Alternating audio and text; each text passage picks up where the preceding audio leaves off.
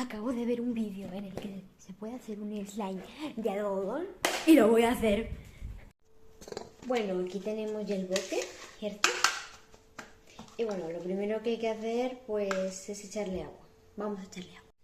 Aquí hay que echarle agua. Hay que echarle solo un poquito de agua. Vamos a abrir. Aquí.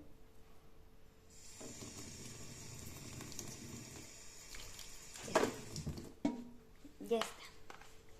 Pues aquí tenemos esto. Ahora lo voy a sacar aquí afuerita. Lo voy a dejar por ahí y vamos a mezclar. No creo que esto funcione. Bueno, voy a empezar a mezclar con las dos manos porque... Me voy a pasar esto un poquito. Bueno, ya está mojado. Y lo más raro lo que pasó es que se echaba jabón. ¿Qué? ¿Cómo que jabón?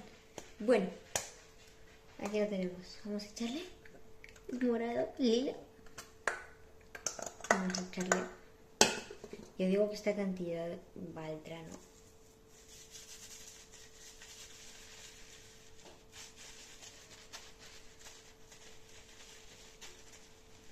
A ver.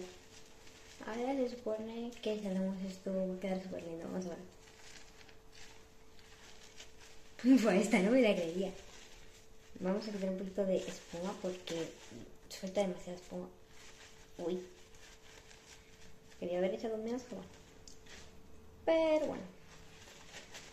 Está súper guay. Espérate que voy a lavarme las manos. No me creía que esto iba a funcionar. Bueno, ya tenéis un nuevo slime aquí. Es lindo y súper esponjoso y muy... O sea, bueno. O sea, es muy esponjoso, lindo y además sirve para hacer ASMR. Sí. La verdad es que parece para hacer ASMR.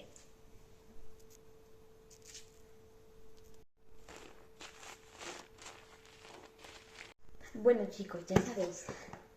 Este no es un slime completo, pero es súper guay, esponjoso y desestresante. Lo recomiendo hacer.